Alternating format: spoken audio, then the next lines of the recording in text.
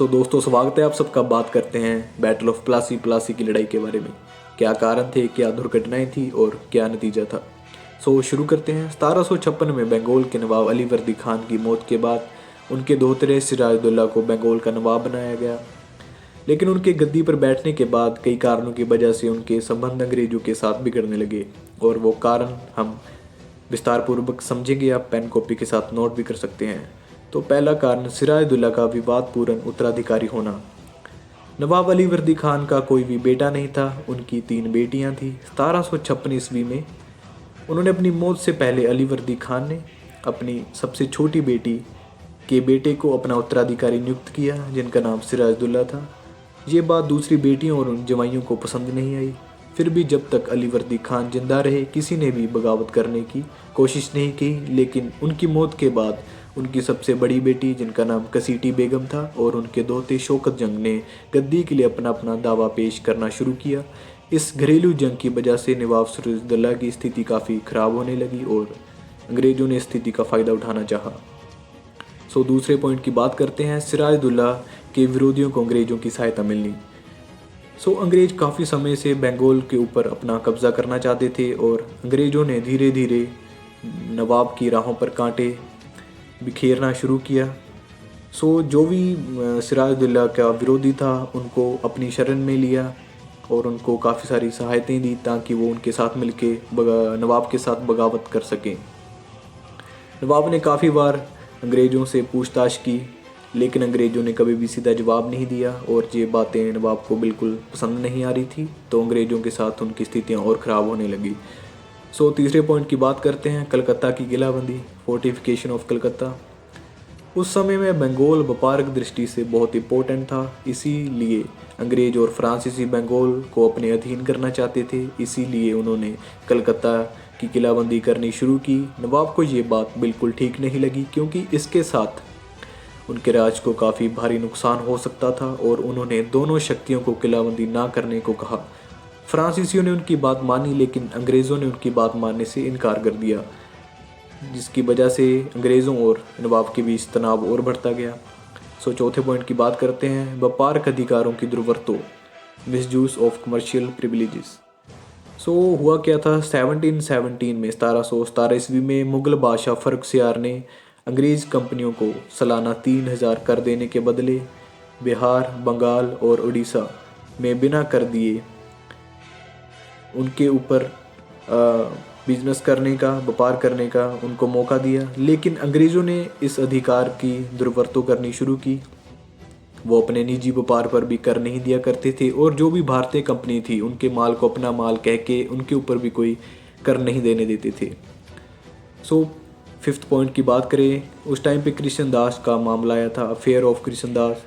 कृष्ण दास जो थे, वो उस टाइम पे जो वित्त मंत्री थे नवाब के, राजबल्लभ उनके बेटे थे। राजबल्लभ ने लाखों रुपयों का माल गायब किया था। तो जब नवाब ने राजबल्लभ से पूछ पड़ताल की, उन्होंने अपना सारा खजाना अपने बेटे कृष्णदास को देके अंग्रेज़ों की शरण में भेज दिया, और नवाब सिराजुद्दौला के बार बार कहने पर भी अंग्रेज़ों ने कृष्णदास को वापस नहीं किया, जिसकी वजह से और मतभेद बढ़े। सिक्स्थ पॉइंट की बात करें, कलकत्ता के ऊपर कब्जा और ब्लैक होल की दुर्घटना। Capture of Calcutta and black hole tragedy. अंग्रेज़ों के व्यवहार से तंग आकर सिराजुद्दौला ने पहले कासिम बाजार और फिर 20 जून 1756 को कलकत्ता के ऊपर कब्जा कर लिया।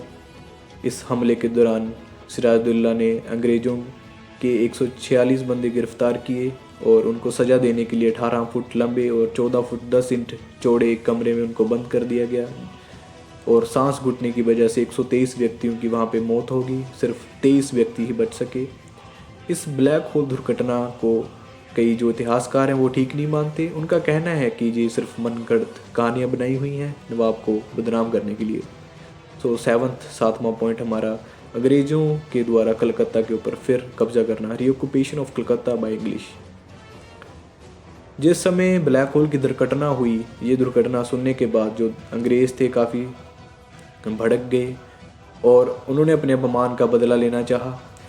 उन्होंने अपनी एक सेना तैयार की, जिसमें एडमिरल वॉटसन और कर्नल क्लाइव थे। उनके अधीन एक सेना भेजी, और बहुत ही थोड़े मुकाबले के बाद 2 जनवरी 1757 को अंग्रेज़ों ने कलकत्ता के ऊपर फिर कब्जा कर लिया और मजबूरन सिराजुद्दौला को अंग्रेज़ों के साथ एक संधि करनी पड़ी, जिसे हम अली नगरी की संधि के नाम से जानते हैं। इस संधि के अनुसार वो कलकत्ता के ऊपर अपनी किलाबंदी कर सकेंगे और अपने जो सिक्के हैं कंपनी के वो बना सकेंगे। इस संधि के साथ अंग्रेज़ों का काफ़ी सम्मान भी बढ़ा था। और 8वां पॉइंट हमारा अली नगरी की संधि, ट्रीटी ऑफ अली नगरी, इसको हम समझेंगे। अंग्रेज़ों के द्वारा कलकत्ता के ऊपर दोबारा जब कब्जा किया तो सिराजुद्दौला को काफ़ी गुस्सा आया, उनको ठीक नहीं लगा, तो उन्होंने अंग्रेज़ों को कलकत्ता से बाहर निकालने का फ़ैसला किया और वो कलकत्ता की ओर चल पड़े।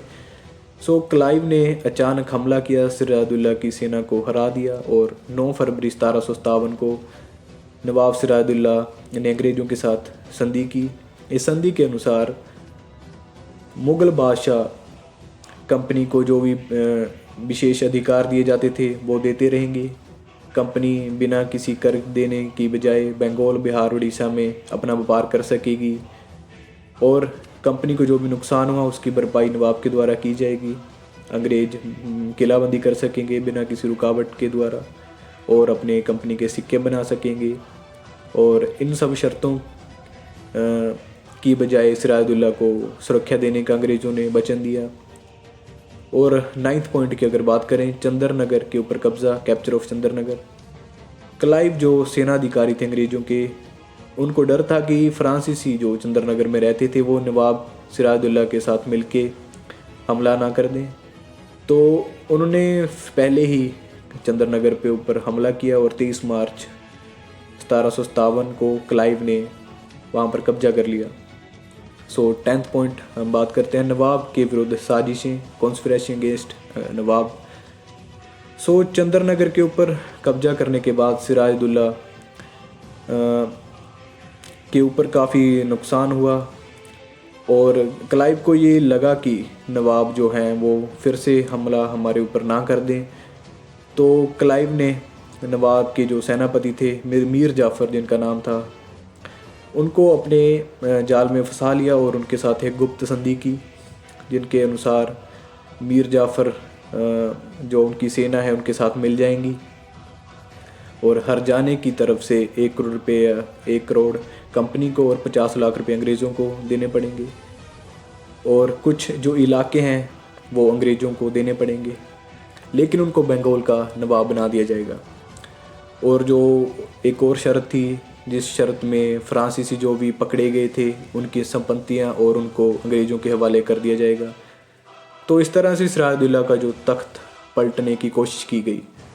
सो जो दुर्घटना हुई थी सबसे बड़ी, जिसको हम बैटल ऑफ प्लासी के नाम से जानते हैं, तो अंग्रेज़ और सिराजुद्दौला के बीच इतनी सारी दुर्घटनाएं होने के बाद बहुत ज़्यादा मतभेद बढ़ा और उन्होंने एक दूसरे के ऊपर 23 जून 1757 को हमला कर दिया, जिसमें सिराजुद्दौला के पास 50,000 सैनिक और अंग्रेज़ों के पास 3200 सैनिक थे।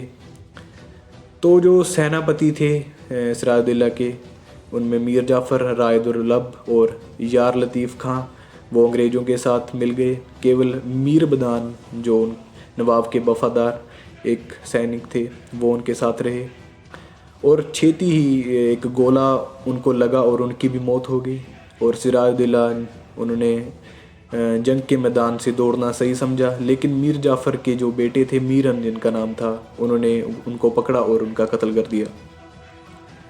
सो प्लासी की लड़ाई में अंग्रेज़ों की तरफ से 29 सैनिक मारे गए और सिराजुद्दौला के 500 सैनिक मारे गए थे। सो दोस्तों, रिज़ल्ट्स की बात करें, क्या नतीजे निकले थे, तो जो नवाब सिराजुद्दौला वो मारे गए थे, उनकी जगह पे मीर जाफ़र को, जिन्होंने गद्दारी की थी उनके साथ, उनको बंगाल का नवाब बनाया गया और अंग्रेज़ अफसरों को उनको काफ़ी धन देना पड़ा, काफ़ी खजाना देना पड़ा उनको खुश करने के लिए। सो अंग्रेज़ों को काफ़ी सारा फ़ायदा हुआ बंगाल के ऊपर। वो बिना किसी कर देने की बजाय वो फ्री में वहाँ पर अपना व्यापार कर सकते थे और अपने सिक्के चला सकते थे। और इस लड़ाई को क्लाइव ने जीता था काफ़ी चतुराई के साथ, तो उनको बंगाल का गवर्नर बना दिया गया।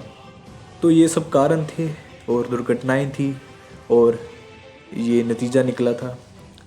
बंगाल के ऊपर अंग्रेज़ों का जो कंट्रोल था वो स्थापित हुआ और भारत के लिए जो और काफ़ी सारी जो जंगें थी उनका राह अंग्रेज़ों के लिए साफ़ हुआ।